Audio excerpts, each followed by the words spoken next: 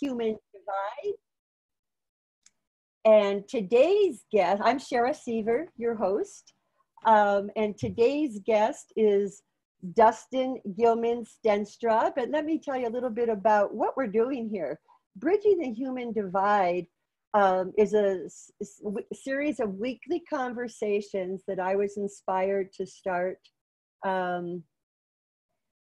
just last week. And these conversations are with everyday change makers committed to moving from the increased polarization that we're finding in our communities and in our country to an understanding of the divergent perspectives in our communities, in our workplaces, in our organizations, and in our personal relationships. My intent is to invite all of you to gather around what I call the fire of the collective heart intelligence so that we can all move forward with more grace, more understanding, dialogue, and engaged compassion and action. So again, I want to welcome you to Bridging the Human Divide. I am your host, Shera Sever. I'm a life mastery coach, a leadership consultant, and I work with helping organizations transform. So as I mentioned, my guest today is Dustin Gilman Stienstra. I had the pleasure of meeting Dustin here in Sedona, Arizona. I actually first saw him when his film was he co-produced, was featured at the 2019 Sedona Film Festival, International Film Festival. So Dustin is the executive director of the Northern Arizona Restorative Justice Coalition, where he is involved in creating resolutions and agreements between parties that are conflicted. The restorative practices that he uses are being called upon in new ways as our public discourse and private relationships have been strained by the human divide in our world, and most recently with what I call here in the COVID era. As I mentioned, Dustin has helped produce a short film on restorative justice being implemented in county jails to support inmates who have experienced the effects of early childhood trauma and addiction. And as society deals more with lockdown, Dustin offers perspectives on how inmates deal with this reality every day. The Northern Arizona Restorative Justice Coalition is hosting private and confidential restorative circles to discuss COVID-19, and they're addressing the conflict that's happening as a result of social distancing with a restorative approach to relationships. So we have so much to discuss today. And with that, Dustin, I would love to welcome you to the second episode of Bridging the Human Divide. Thank you so much for having me. I'm very excited to be here with you today. Yeah, it's fabulous to have you too. There's so much to dive into here. So let's just start the show and just see where our conversation takes us. So I guess my first question is, when I told you about my latest inspiration, that I really felt I needed to do something to bridge this human divide, and there's so many different angles and lenses that we can look at the divide through. I'm curious what inspired you to become part of this conversation? Well, when I heard the phrase human divide, I thought it was very appropriate for what is going on in the world right now. If you're paying attention at all, we see a lot of divisiveness happening right now. And being involved in restorative justice for the last several years, I've witnessed the effectiveness of restorative justice to bring parties together who are diametrically opposed and to create restoration. And so I thought it was a great opportunity to talk about the nature of restorative justice in context of conflict resolution and the way that this world so desperately needs this right now. So much of our civil discourse is not civil right now. I witnessed this building over the last couple of years A couple years ago, I was involved with another nonprofit called Mental Health Days. Oh, And sure. I went on a road trip around the United States, about 12,000 miles, and hit a whole bunch of states. I made a big giant circle around the country, and I talked to people specifically about what it looked like for them to take a mental health day. And I love that. I love you. that, that awareness around mental health. And what I want to do, I want to take this a little bit back before we go too much forward, because I'm not sure that everybody listening even understands what restorative justice is or what restorative practices are. So if you could help everyone just bring in awareness, if you could, to what is restorative justice, Dustin, and what are restorative practices? Yeah, great place to start. So we can't talk about restorative justice without first addressing the system of justice that we currently have. Our traditional justice system, the question that we ask in the traditional justice system is, what law did a person break, and how do we punish that person? Restorative justice is a paradigm shift in addressing conflict. Instead of asking, how do we punish, is asking who is responsible and how do we repair that harm. And so that framework of looking at how can we repair the harm that is caused leads us to create a safe environment where we can deeply and empathetically learn. And That's so actually fabulous. one of the things that we're doing is modeling that right now. This I is love the what I restorative heard you process. say about the punishment piece, because well, I've been observing some of the different peaceful protests that are occurring in various parts, not just in this country. We're not also seeing the protests that are occurring in other countries, the peaceful protests. Mm-hmm. And I've been watching some of the chats and in the dialogue for these protests that are being live streamed on different social media sites. And I'm noticing again that divide, and this is so important, this point you brought up. There's the paradigm that right, wrong, black, white, black, white in the form of right, wrong, not the form of race. But the two are related. Yeah, but the black, white thinking, Yes. you know, this way or that way. And what I heard you say is that the paradigm of punishing is not the paradigm that is going to bridge a divide or create understanding or create healing or shift in the justice system, but it's rather a positioning of who is responsible and how do we start the conversation around responsibility. Am I getting that right about what the restorative model is? Yeah, so in the restorative model, one of the first things that is necessary is for a party to accept responsibility for their actions and to be willing to engage in the process. And so there's an essence of willingness to participate and seeing the conflict as an opportunity.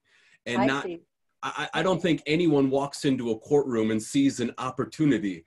We in a traditional courtroom have the adversarial system built in. It's the person versus the state, or so the person versus another person. And the organization that you're part of is specifically around the justice system that we find in every county, in every state. Is that correct? It is grown from specifically the justice system in dealing with conflict, but it's not limited to the justice system. One of the initiatives that we've been very excited to bring to all of the schools in the Verde Valley is to change the paradigm of punishment with kids. Rather than expelling and suspending and shaming and blaming children who get in trouble, we use restorative practices, and we've taught teachers in this area to implement restorative practices themselves so that they can bridge that divide in their classroom and this leads to greater peace within the classroom. Also, the third exciting part of our facets of restorative justice is in corporate and organizational structures. There's a lot of corporate structures and entities that can benefit from utilizing a process of no shame and no blame in their own boardroom. I definitely want to revisit that, because as you know, that's my sweet spot, working with organizations and organizational leaders, and even advisory boards and boards of directors. So let's revisit that, because that's a piece I really want to explore. There's one question I have for you, and again, just in helping me understand a little bit more about the restorative system, if you will, or the restorative model. And what I'm hearing is that it's also been very beneficial in our classrooms, and moving away from the punishment, you're wrong model, to accepting responsibility. My question is, do the systems themselves, or the institutions themselves, are they also encouraged to accept responsibility for the role that they might have in moving away from what's acceptable or deviating from the norm or an agreement? Is that question make sense? Yeah, absolutely. It makes sense. And the answer is unequivocally yes, Great. because the process of sitting down in a circle leads to everybody taking responsibility. And ultimately, the people who are in charge of our organizations are people who are going to experience the responsibility in that circle and walk away having to take responsibility for their own actions. I love that. Yeah, I love that. Yes. Yeah, so you know what else I'm curious about, Dustin, is what do you think? I mean, you're working in some very specific domains, and in areas that, have a really deeply embedded way of doing things. And you're really propelling this movement of moving away from the punishment model and into the personal responsibility model. I'm just curious, though, what do you perceive is just causing the divide and the polarization that we are experiencing? I mean, you could just walk to a store locally and there's a divide taking place. Just what is causing this? Have you looked at what the actual root cause might be? Yeah, well, so when I was growing up, I had somebody in my life who used to often make a joke that when you go to meet somebody or you're breaking bread at their table, there's two topics that you learn to avoid. And those are politics and religion. And I think we've avoided those topics at our own peril. Politics and religion are not inherently in themselves divisive, but we have learned to create divisiveness by a fight or flight mentality. We either avoid, like that person was suggesting, or we're so ingrained in our position that we approach the dialogue rather than learning and listening and a give and take, as trying to convince the other person of our rightness and their wrongness.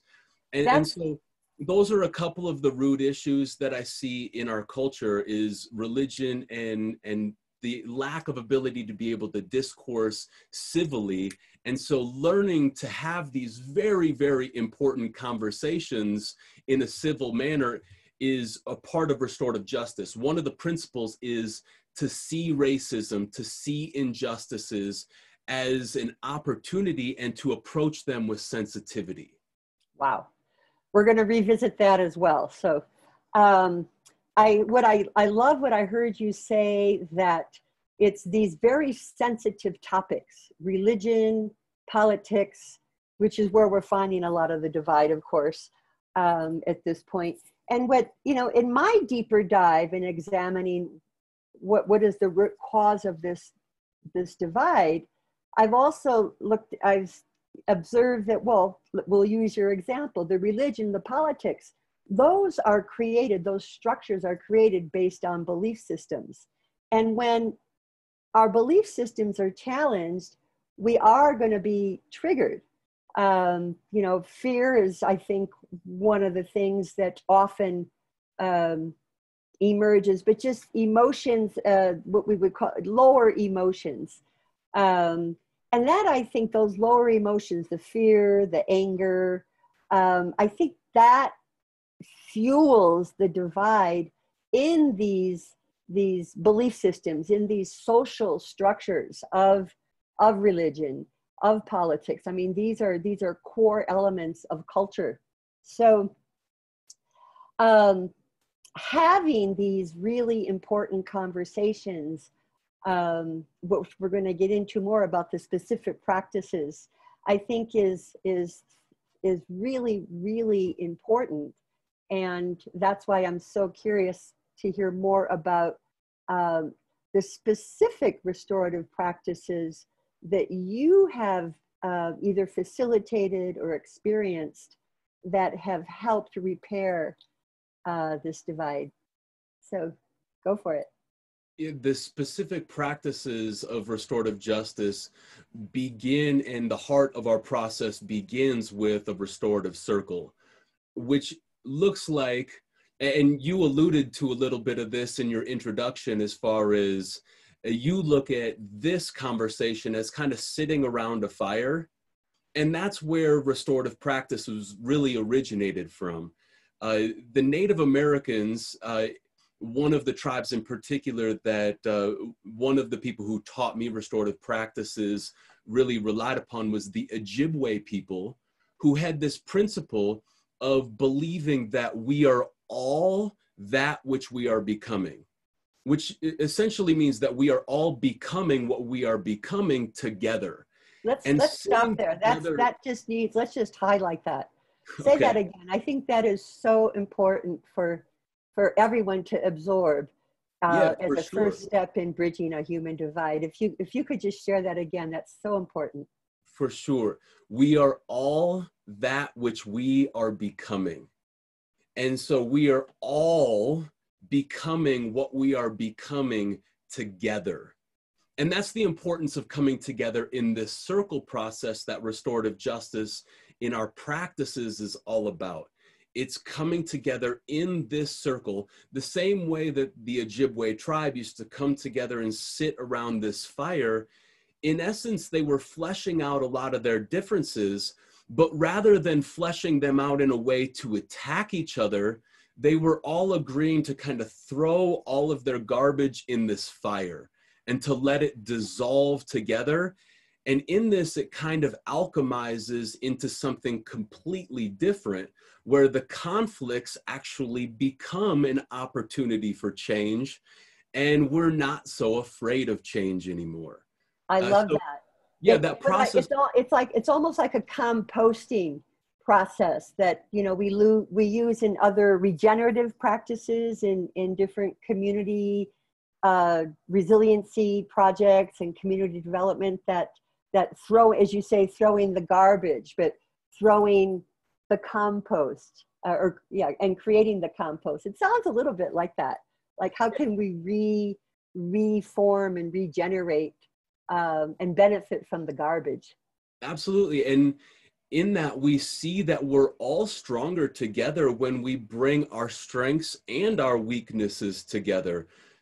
We have to address our conflicts and weaknesses, otherwise they continue to perpetuate themselves over and over again. And so this circle starts with taking these relationships that we're developing very seriously and seeing ourselves as this connected web of people, to think of ourselves as a family and a community and what part we play in this community.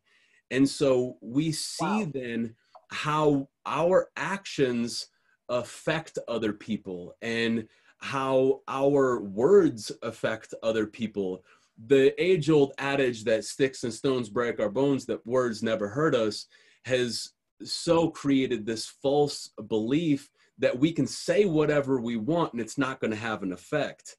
And we see that perpetuated on the internet. People are oftentimes hurting other people by saying whatever they want. And they're like, well, it's just my opinion.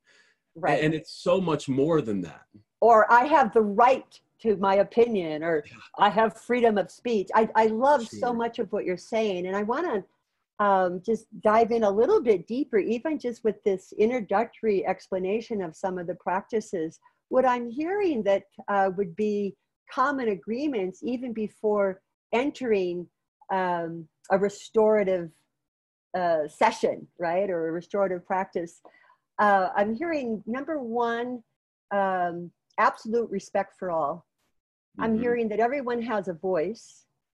I'm hearing that that we're summoning, or all participants are summoning an inner courage. Number one, to take responsibility, a courage and respect to listen. But I'm also hearing a courage to be vulnerable. And that, I think, is one of the most difficult things. And I really think it's what is fueling a lot of the human divide, the fear that covers the vulnerability. And if we can create a safe space, like a restorative session or restorative practices, that allows people to open and connect with the hearts of humanity. And it's like, I have the same fears that you do. And being in this safe space where I'm listened to and respected, I'm hearing that those are really core ingredients to the circles that you facilitate and participate in restorative practices. Absolutely. You clearly understand something about restorative practices. And it's interesting and beautiful the way that this unfolds in the circle. As you can imagine, getting together with strangers to begin to discuss these sensitive topics, there's a process of trust building in the beginning that is established by creating this safe environment through the utilization of what you're speaking of, making sure that everybody feels heard, that everybody is being heard genuinely, and to allow for us to build that trust. And then we can slowly throughout the circle begin to unfold the topics at hand more effectively, rather than coming at them from our natural disposition of fight or flight. We disengage that and we get down to that core vulnerability. And what naturally happens is there's a point in a circle where it goes from very cerebral and conversational to very heart-centered. And there's very rarely circles where there's not tears and emotions, right, that lead to, well, that may start as some of the anger and the frustration, but then lead to some of those deeper emotions as we build trust to really get to the heart of the vulnerability of where the wound occurred. Exactly. So that we can begin to heal what's still festering and leading to this discord. I love that. You know, you mentioned wound, and you know, these are very sensitive topics. I mean, many people have challenges even talking about wound, or my wound, or the personal wound, or and what I think I'm observing with the human divide, there's a collective wound right now. Mm-hmm. And you know, that's why, again, why we're having these conversations. How can we approach these collective wounds and these personal wounds of using practices such as restorative circles or restorative practices? I'm wondering, Dustin, would you be willing to share, just like, is it an hour? Like, how long are the circles? Are they an hour or 2 hours, or?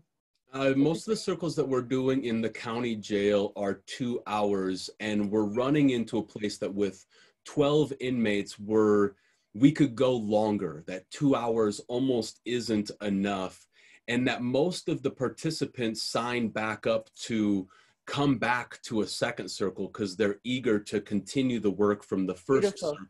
And those is that something you do now we're speaking jail specific, is that something you do on a weekly basis or monthly, or how does that work? 2 times a month, although right now, due to COVID, we have a county jail that's not allowing us to go in out of safety for the public. And they're not, obviously they're not doing Zoom, Zoom circles. No, not at this point. Not at this point, right. They do have a secure system that we will look at in the future utilizing to bring circles into the jail by digital media. And that's something that our organization is working on in the last 3 months as I've taken over as the executive director, is to utilize technology like Zoom to facilitate our circles in the community. And we do have the means right now to do that with the youth and their families that we're meeting with at this point. That's just fantastic. And again, that's like one of the reasons why I was really excited to have you be part of this series. I'm wondering now if we could zoom in on the structure, if you will, or the flow of a circle. And I know that you have probably the most experience, if I'm not mistaken, or maybe your first experiences with restorative practices within jails in the criminal justice system. But I'm wondering if we could, or if you could paint a picture for us where we could take this model and bring it into our organizations, into our communities. Just how do we facilitate a circle, and what are some of the benchmarks, if you will, of the processes that occur within an actual circle session? Yeah, absolutely. So within a circle, 2 of the things that are necessary is to have a facilitator and a co-facilitator that are trained in restorative practices. Our organization trains facilitators so that they can be one of the essential linchpins within the circle to make sure that it doesn't dissolve into name calling or shaming and blaming, because that is such a natural human reaction. And so the co-facilitator and the facilitator that are trained are necessary ingredients.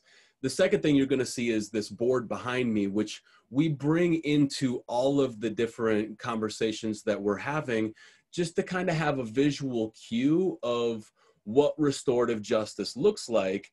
And when you bring up no shame and no blame, usually people's brows furrow a little bit and they're like, what does that even look like? I haven't lived my life in a paradigm of no shame and no blame. So it becomes something that we have to first take personally to ourselves and attribute to ourselves. And that begins by taking personal responsibility. And so in that circle, as we take personal responsibility and discuss these issues from our own perspective, rather than blaming other people, it sets the tone of safety for other people to share. Another ingredient is for one person to have a talking stick or something that can be handed around to make sure that we're giving authority to the person who's speaking, and to allow for everyone else to be in a position to listen and to be still and not to interrupt. We do not look to try to change somebody's opinion if they don't agree with us. And so, yeah, to have honesty and truthfulness, first there's a trust building exercise. And so we sit in the circle and we come together to set the tone, to build trust, and then to let it organically flow into the conversation that needs to take place. That's beautiful. Trust building. I mean, a lot of the work that I've done with organizations, I've approached it with, trust being one of the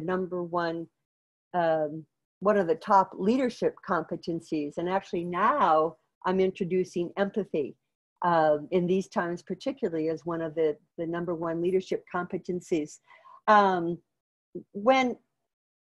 do you know, I mean, really, how do you know when you've reached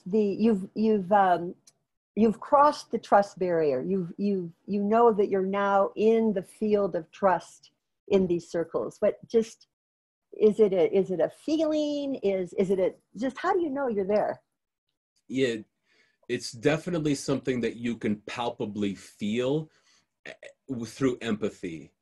Wow. There's no denying the emotions of a person who is leading that courageous charge in these circles, and you never know who it's going to be.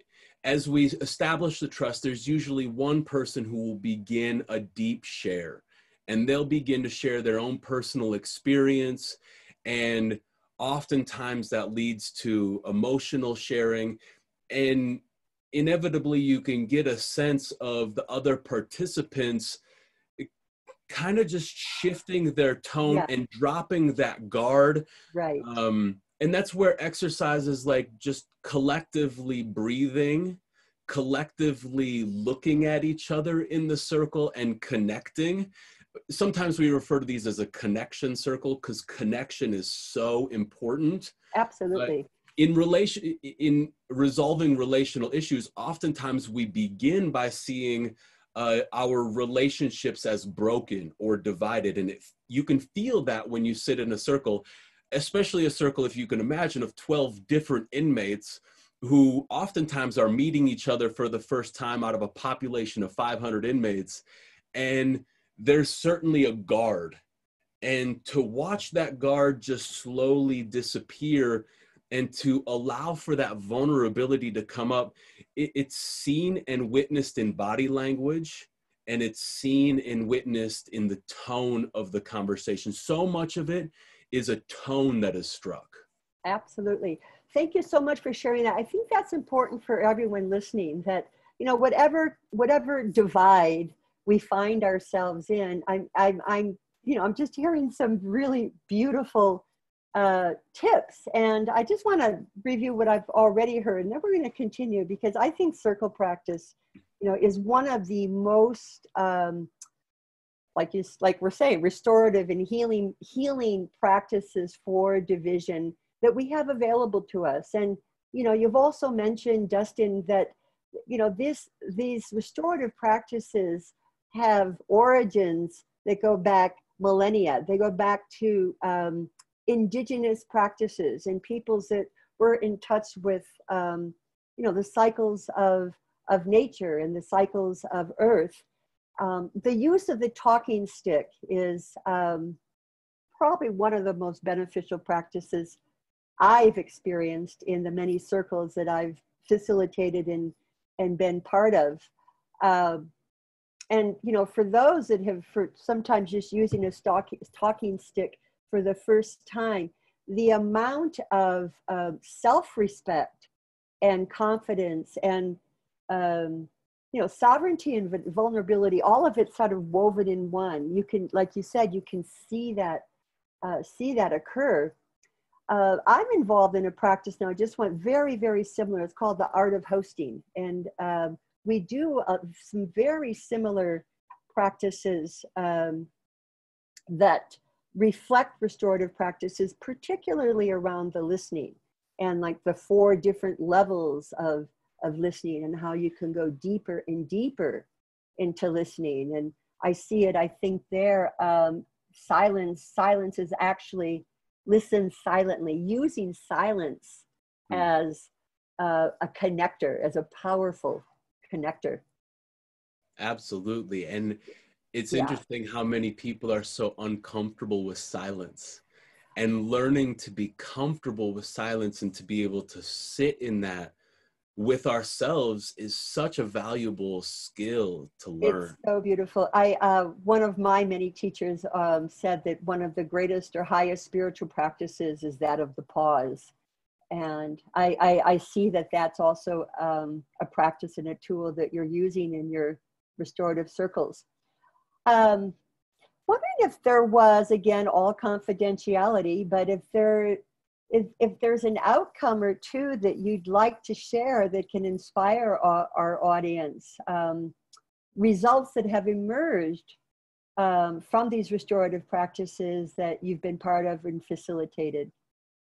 Yes, absolutely. So most circles walk away with a resolution. That is the norm rather than the exception, which is what makes restorative justice such a paradigm shift, because we oftentimes never get to that in most of our conflict resolution methods.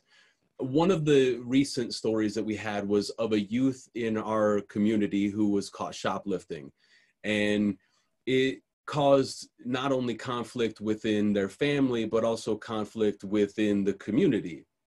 Now, in order to address that conflict within the community, it started with addressing what that child was really experiencing, and to listen to that child's experience. And if you can imagine doing this with a 14-year-old or a 15-year-old, a teenager oftentimes has a defense mechanism at first. And it's just like, this isn't very serious. This is no big deal. It was just, and there's these diminishing statements, right? And so to watch somebody go from this place of diminishing their responsibility to then sitting through 3 circles and really listening, they are listening to other people's perspectives. In the end, this kid drew out a poster, and this poster was a work of art that showed and demonstrated how they saw their actions affecting others differently. And so they learned first and foremost that they are part of an interconnected web, and how their actions affect others, and how they can increase their confidence in themselves by looking at their skills. We do a strength-based assessment with all the youth that go through. And so they were changed to see their strengths. Then I got a letter from the father that talked about how things in their family were remarkably different, and that the conversations and the dialogue that was going on around the family table was so different. And what I know about humans is that not only did the person change and the family change, but just as a result of that, the community around them and all of the relationships around them changed. And we like to refer to that as the ripple effect. When you drop a pebble in the water and it creates these ripples, that is what restorative justice is doing. It starts with the person and it emanates out from there to affect everyone. That is so beautiful. Yeah. If you could, I just love that transformative experience that you just shared, just from one individual in one act. If you could wave a magic wand, Dustin, and I know you've got a lot of magic in your wands in your magic backpack, but if you could wave a magic wand, where would you like to see the restorative practices expand to? Right now, I'm hearing they're mostly in the schools, mostly in our jails. Where else would you like to see the restorative practices? So the greatest effect that I think that needs to change is for restorative practices to be implemented personally and in our families.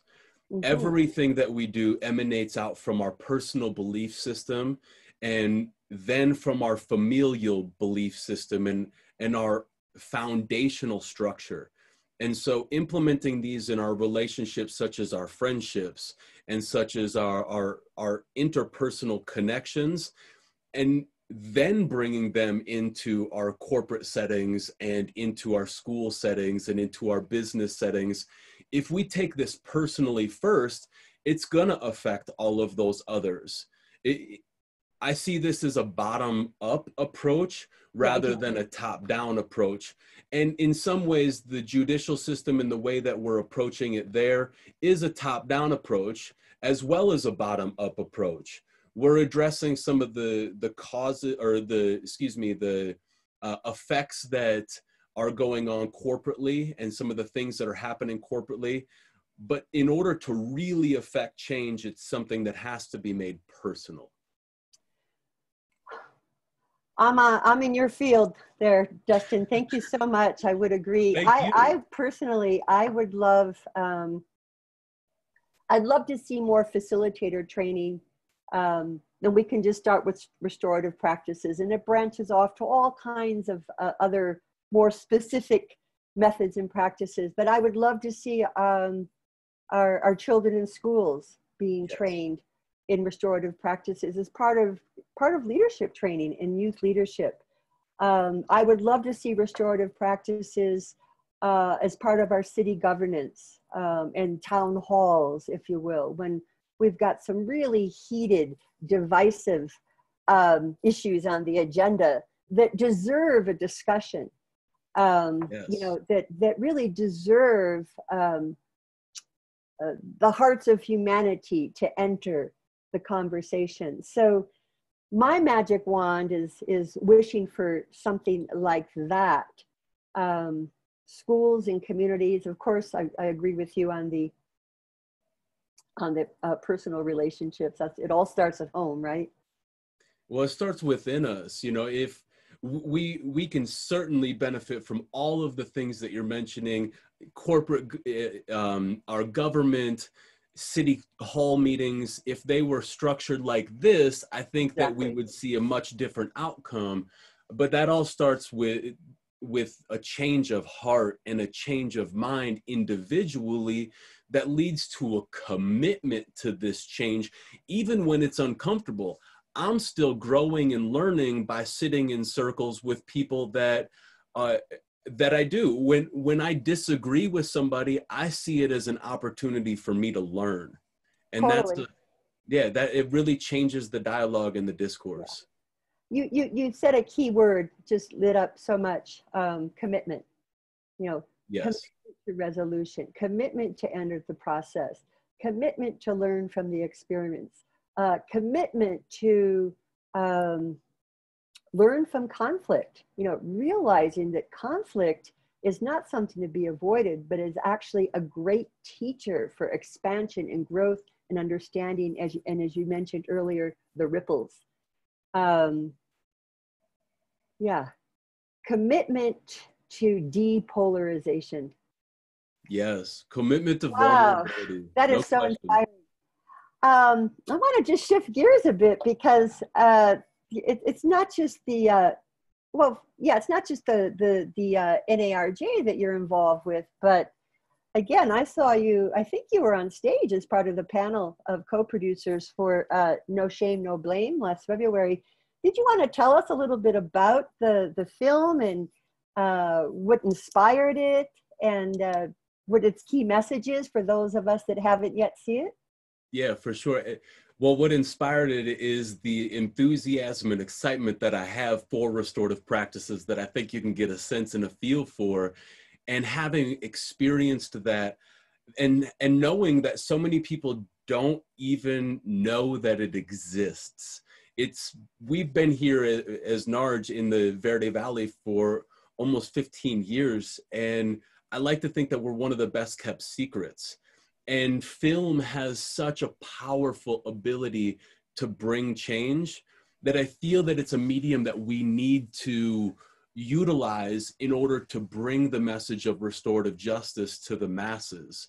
And so the intention that I have, along with my other co-producers and the board of directors of NARJ, is to create a full feature documentary about restorative justice to elucidate some of the various ways that we can practice this, that we are practicing this, and that we are seeing a difference. So the first step of that was to bring a film crew into our county jail here. Wow. And to have a sheriff and to have a jail let you bring a film crew in demonstrates that we have brought and we are bringing a trust to this divide, that we don't see ourselves as divided from the traditional justice system, even though we're different. We see ourselves as a part of the overall solution. And so we're blessed to bring this film crew in.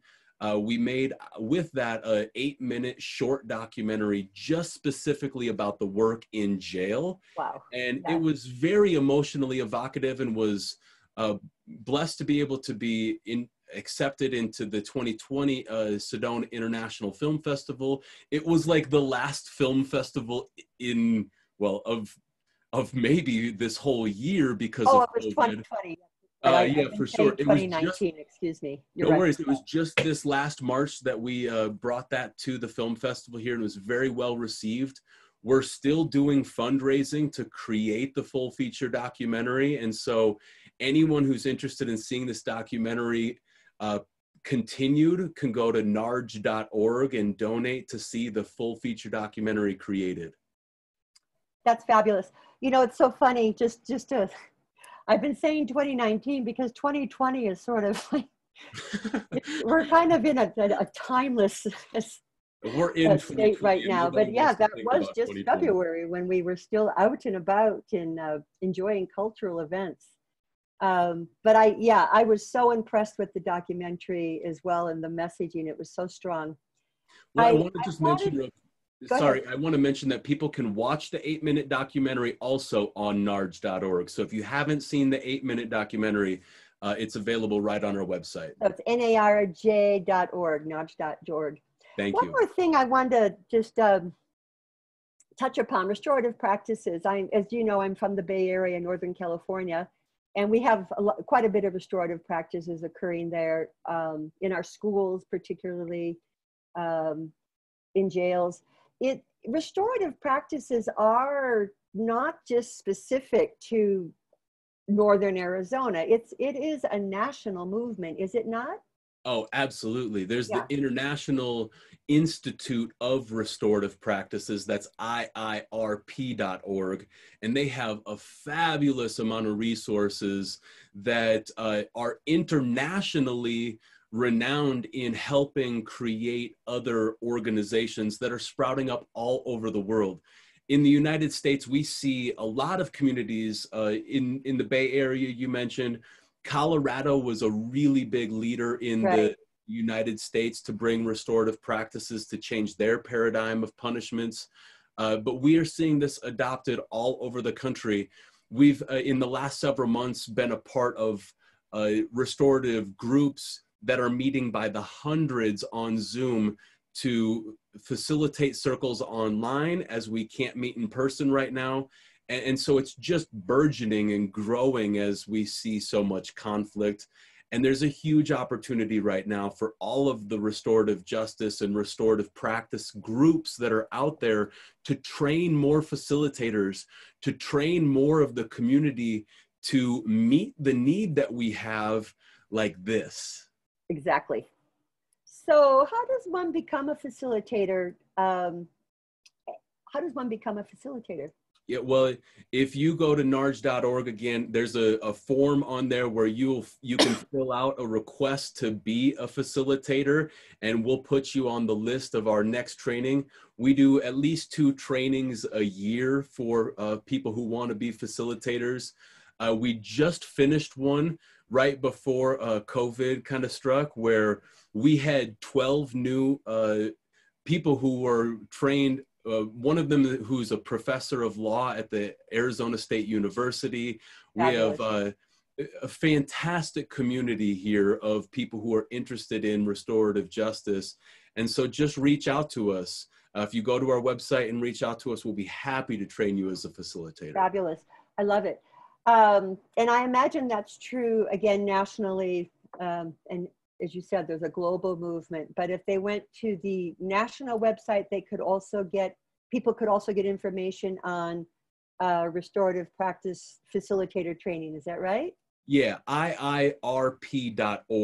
Fabulous. IIRP.org. Institute of Restorative Practices. Well, I'm certainly interested in observing more of that. I've done a lot of facilitation, and but not specifically in restorative practices. So we'll see how close that is to some of the other work I've been doing. Well, Dustin, this has been fabulous, really fabulous, very educational and informative and applicable, I think, immediately to those that are listening that will be listening. This will be posted up on both our YouTube pages. Mine is Shera Sever, Igniting the Spark. And you have, what is your YouTube channel? It's through NARJ, N-A-R-J. It is N-A-R-J. Okay, fabulous. Yep. So others can listen to this in the future. We'll also be sharing it on social media. now and into the future. So one last question as we wrap this up. Of everything that you're involved in right now, Dustin, what is lighting you up the most? This, yeah, in exactly. general, restorative practices, restorative justice, and all the ways in which it's being implemented, being able to have dialogues like this and conversations like this. I'll be interviewed for another podcast tomorrow, which is really exciting.